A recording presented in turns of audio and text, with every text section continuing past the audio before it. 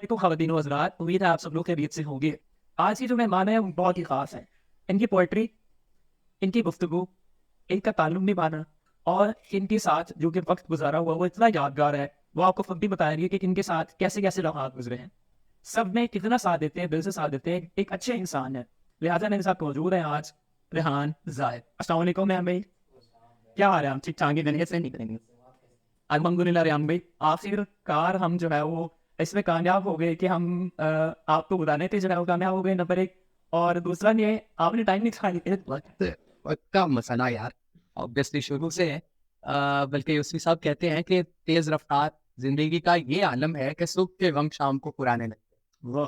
खैर जिंदगी इतनी तेज है, इतनी अजीब है कि बस अ, नेमतों से ही कुछ लोग मिल पाते। भाई थैंक यू सो मच आपके आने का और बल्कि आपको उठा के लाने का। अगर आप देखें तो वो गलत नहीं होना। खैर इतवार था तो ऑब्वियसली नींद। खुदा तो चाहेगा ख्वाबों में सब रहे मसरूफ, खुदा तो चाहेगा बंदों की नींद पूरी। वाह, वाह, वाह, वाह! हमारे बड़े अच्छे प्यारे दोस्त हैं, उनके शेर हैं।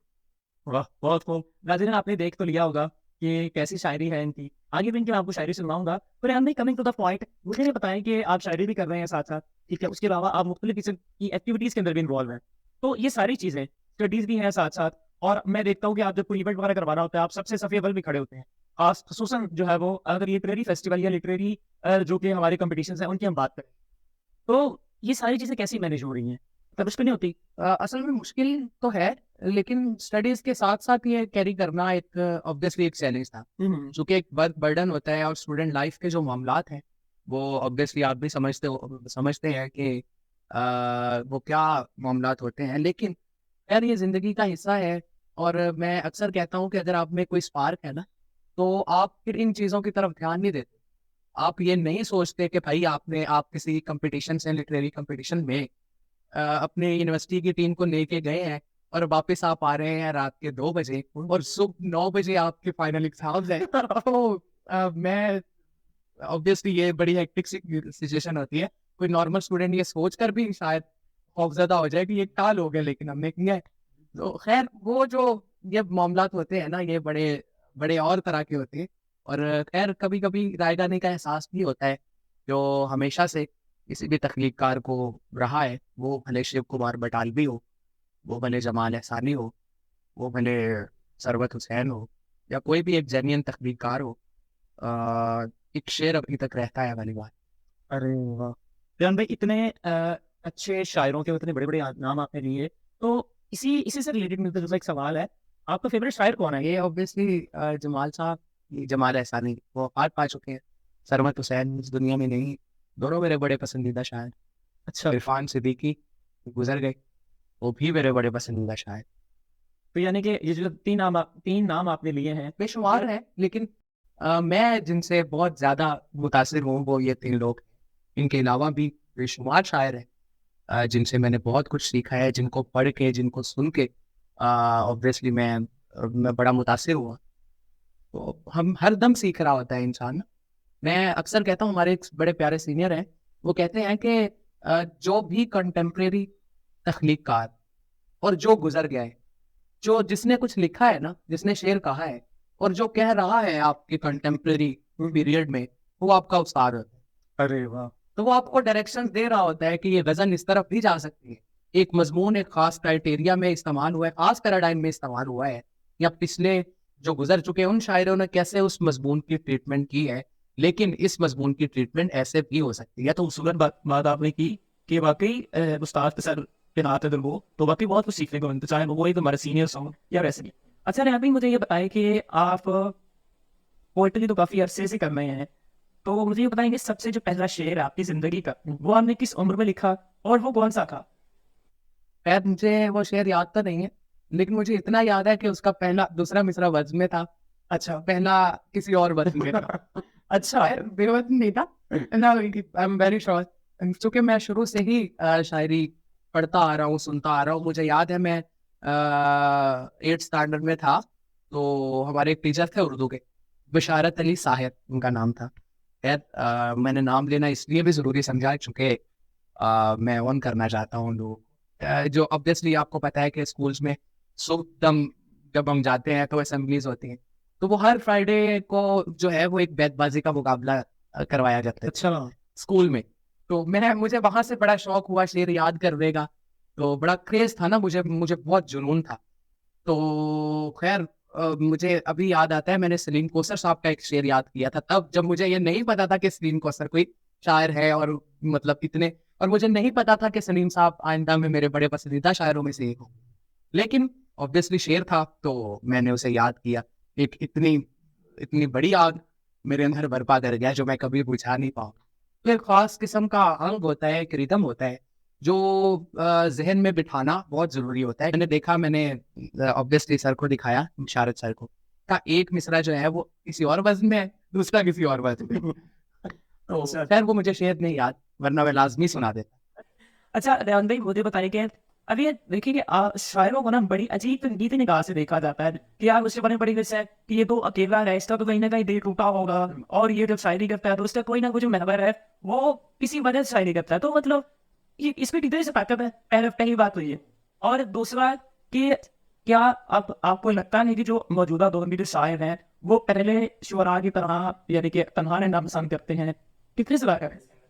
दरअसल जो आपकी पहली बात है कि शायरी के लिए दिल का टूटना बहुत जरूरी है, तो ऑब्वियसली मैं हमेशा ये कहता हूँ कि जब इंसान दुनिया में आ गया है ना, तो इसका ये मतलब है कि दिल टूटना उसके उसके नसीब में, उसकी किस्मत में, उसके हाथों की लकीरों में लिख दिया गया है। अच्छा।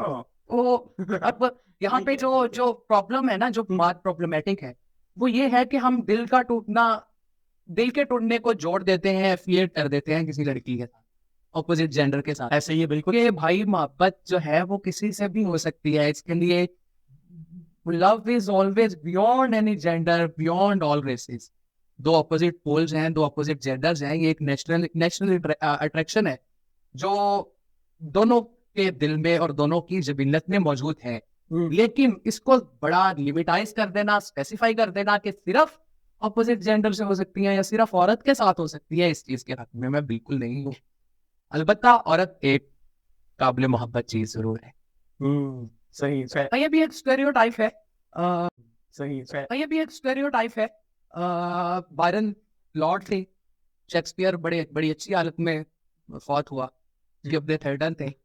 तो उसके अलावा बहुत सारी ऐसी मिसालें हैं जो कि शायरी भी करते थे, साथ अपना लाइवलीहुड भी बड़ा अच्छा उनका, उनके जिंदगी के तमाम तर मामलात थे। तो खैर शायर जो है उसके पास तमाम तर सहूलियात, तमाम तर आसाइशें होने के बावजूद उसका दिल करता है कि वो जैसा है वो वैसा रहे, जो उसके मन को, जो उसके दिल को पसंद आती है बात, वो करता है, जो काम उसको अच्छा लगता है वो करता है।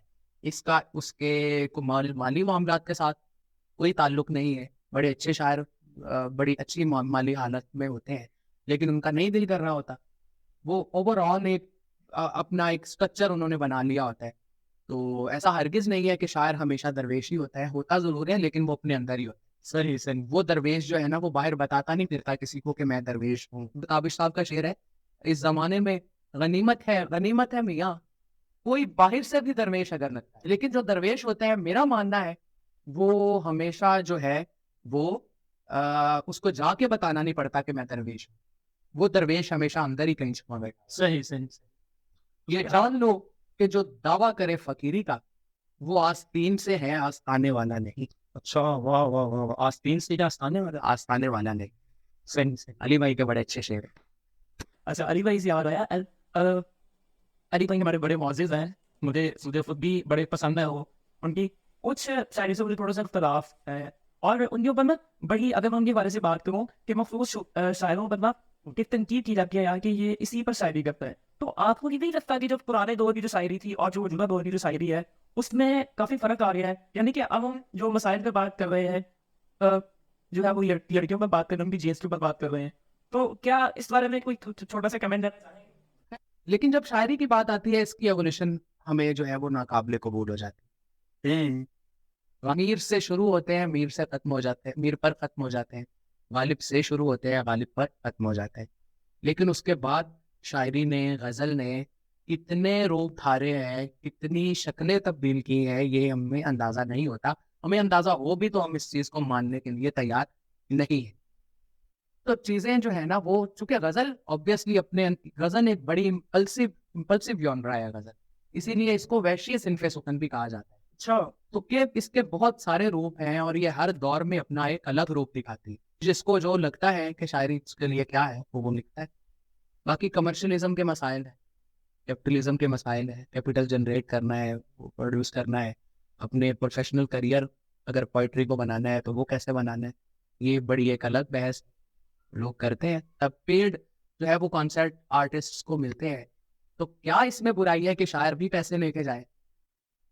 शायर ने हमेशा दरवेश ही रहना है, शायर का घर नहीं है भाई। शायर को पेट नहीं लगा, भूख नहीं लगती उसे, सही सही, ठीक हो उसे गया। अच्छी गाड़ी नहीं चाहिए, उसे अच्छा घर नहीं चाहिए। तो इसमें कोई कबाहत नहीं है। एक स्टैंडर्ड सेट कर देना कि शायर को बुलाना है, इतना बजट है कि नहीं। मोर जेन्युइनली ये थोड़ा सा माइट बी हार्श हो और किसी को लगे कि ये बड़ी अजीब गुफ्तगू हो रही है, लेकिन ऐसा है। कि आपकी जिंदगी की सबसे बड़ी जो इंस्पिरेशन है कि यार ये बंदा, एक बंदा मुझे पुश देने वाला है मेरे मुश्किल वक्त में, वो इंस्पिरेशन कौन है? इंस्पिरेशन है तो नहीं, हुआ करती थी किसी दौर में। अच्छा। वो ऑब्वियसली मेरे वालिद थे, चूंकि वो खुद भी आर्टिस्ट थे और बड़ा ऑन करते थे मुझे। तो मैंने बहुत सारे अब मैंने जिंदगी गुजारना उनसे सीखा, मोर जेन्युइनली। तो अल्लाह उन्हें गरीक रहमत करे, वो बहुत बड़े आदमी थे, बहुत बड़े आदमी थे। मैंने उनके बाद भी जिंदगी गुजारी है, लेकिन मुझे मुझे अंदाजा नहीं था कि जिंदगी, एक इंसान के होने से जिंदगी इतनी इतनी खूबसूरत होती है। उसके बाद जो है वो जिंदगी अजीब अजीब रूप धारती। अच्छा नहीं, हम डिसाइड्स ऑन दीज थिंग्स, मुझे ये बताएं कि वो जो थोड़ा बहुत वक्त मिलता है उसमें आप क्या करते हैं? उसमें भी मैं शायरी फिर शायद हमारे क्या करते हैं? बड़े अच्छे दोस्त थे हमारे, बड़े सीनियर हैं और बड़े आदमी हैं। अच्छा। वो कहा करते थे कि शायरी जो है ना वो 24 घंटे का काम है, और आप शायरी से एक कदम दूर जाएंगे तो वो आपसे 10 कदम दूर खड़ी हुई हो। एक इंतहाई खूबसूरत और मगरूर लड़की जैसी होती है शायरी। आपको उसे प्रॉपर वक्त देना पड़ता है, उस पे आपको टाइम इन्वेस्ट करना पड़ता है, उसको अटेंशन देनी पड़ती है, तो फिर शायरी आपको कुछ देती है। अदरवाइज आप सर मारते फिर रहे होगे, एक मिसरा भी नहीं होगा। तो कभी ख्याल नहीं आया कि आप इसको एज अ मतलब इसको किसी सफ़े पर उतार के कोई किताब लिखें या किताब, हर हर चीज का एक वक्त होता है। तो अपने इतने बड़े बड़े शोरा इकराम के सामने आपने पढ़ा, तो पहले तो ये बात कि कभी डर नहीं लगा इस तरह के मामला हम बड़े बड़े स्टेजेस पे हो? और फेवरेट मुशायरा कौन सा था इन सब में आपका? अच्छा, डर डर तो मेरा ख्याल है मैंने बड़ी देर से गुड बाय कह दिया है। मेरी जिंदगी में डर नाम की एक्चुअली अब कोई चीज रह नहीं गई। ठीक है। और ऐसा कुछ नहीं है जिससे मैं डरूं। एक डिवास्टेड, एक डिस्ट्रॉयड एंटिटी हो, उसको क्या खो जाने का गम होगा। डर तो, और फिर इसके पैरेलल एक और बात भी है कि डर कभी भी इंसान की जान नहीं छोड़ता। डर हमेशा रहता ही रहता है। मंजर मुफ्ती साहब का शेर है, खौफ इंसान के अंदर हो तो मंजर मुफ्ती, पाँव की चाप भी नेज़े की यानी लगती है। तो खैर इसके जो दूसरा पोर्शन है इस क्वेश्चन का, वो बड़ा थोड़ा सा टफ है, क्योंकि मैं कभी भी इसमें जो है वो कुछ डिवीजन नहीं कर पाया कि क्या अच्छा है और कितना अच्छा है। अगर अच्छा है तो वो अच्छा होता है, अगर बुरा है तो वो बुरा होता है। बीच का रास्ता जो है वो है ही नहीं। खैर प्यास का एक मुशायरा था अभी पिछले दिनों, वहाँ पे बहुत सारे हमारे दोस्त इकट्ठे थे, वो बड़ा अच्छा मुशायरा था। वो फॉर एग्जाम्पल मैं वो कोट कर देता हूँ, वो बड़ा अच्छा है। यानी कि आप में एग्जैक्ट नहीं बताएंगे कि आपका फेवरेट कौन सा था? हाँ नहीं, एग्जैक्ट एक्चुअली सब अच्छे होते हैं। आपको ये पूछना चाहिए था कि बड़ा वर्स्ट कौन सा था, लेकिन अब मैं बिल्कुल ये नहीं पूछने दूंगा वर्स्ट कौन सा था, क्योंकि उनकी जाहिर सी बात है कि एडमिनिस्ट्रेशन बुरा मनाएगी अगर। चलिए हम इस सवाल को इस तरह से वर्ड करते हैं कि आपका, मैं ये तो नहीं पूछूंगा कि बस मुशायरा कौन सा था, लेकिन मैं ये पूछ सकता हूँ कि कोई बस एक्सपीरियंस जिंदगी का वो पहले से फंडे। देखिए इट्स एन बड़ा वर्स्ट एक्सपीरियंस है। आप मेरी सारी पुस्तकों को पढ़ा नहीं तो ग्रोथ तो नहीं है मेरे आप you are on earth and there is no cure for that. मैं ये कहूँगा कि अगर हम कभी कुछ नसीब होते तो हम पैदा ही नहीं होते। तो जाहिर है जिंदगी है तो इसको गुजारना चाहिए और बड़े अच्छे तरीके से गुजारना चाहिए, और जिंदगी इंतहाई खूबसूरत। आप कि वक्त का कि आपने आखिरकार वक्त निकाला मेरे इस पॉडकास्ट के लिए, मेरी एपिसोड के लिए, उसके लिए तो थैंक यू सो मच। और मैं जाने से पहले मैं एक बड़ी ख़ास फरमाइश है मेरी कि आपसे मैं वो गज़ल सुनूंगा जो कि आपने कहीं पे भी किसी को नहीं सुनाई, यानी कि मैं ताज़ा कलाम आपसे सुनूंगा कि वो आप जो है वो हमारे चैनल पे जो है फर्स्ट टाइम आप हमारे चैनल से जो है वो शाया होगी, उससे पहले आपने कहीं पे वो गज़ल नहीं पढ़ी, तो कोई ऐसा कलाम सुनाइए आप, बाकी आपके फेवरेट भी सुनेंगे। और सच मैं आपसे ये बात तो मैं पूछना भूल गया कि आपकी पोइट्री के अंदर तमाम गज़लों में जो आपकी फेवरेट गज़ल है वो कौन सी है? अच्छा, फेवरेट गजल या जो कि दिल के बड़ा करीब हो। एक शेर बस मैं कहता हूँ कि वो मुझे लगता है कि वो बड़ा मेरे दिल के करीब है। कभी गुमान ना करना कि मैं अकेला, बिछड़ने वाले तेरा गम संभालता है। ये शेर मुझे लगता है कि मेरे जिंदा रहने की एक बड़ी वजह है। सही सही। तो यहाँ कोई कलाम बता करें, कुछ अता हो। अच्छा, मैं 2 शेर सुना देता हूँ जो मैंने कहीं पोस्ट भी नहीं किए और मैंने पढ़े भी ऑब्वियसली नहीं, बिल्कुल ताज़ा है, अभी कल रात तक ही की बात है।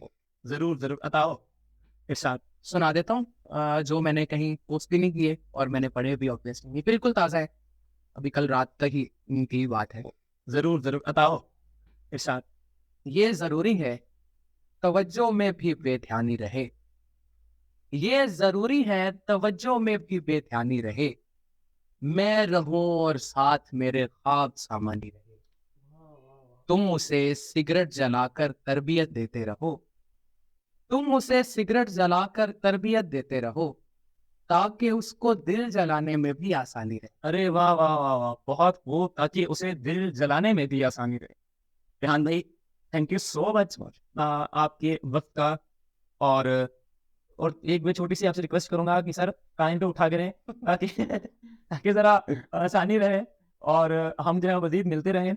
And best of luck for your future. तेरी तलाश के मारों की नींद पूरी हो, जरा को बैठ के पैरों की नींद पूरी हो, अच्छा, जो एक जागे तो दोनों को इस्तराब रहे, जो एक सोए तो दोनों की नींद पूरी हो। अरे वाह वाह, खुदा तो चाहेगा ख्वाबों में सब रहे मसरूफ, खुदा तो चाहेगा बंदों की नींद पूरी। अरे वाह वाह वाह वाह, बहुत उसामा जुरेज हमारे बड़े अच्छे दोस्त हैं, उनके कुछ अशार है बहुत तो मुझे याद आ गया।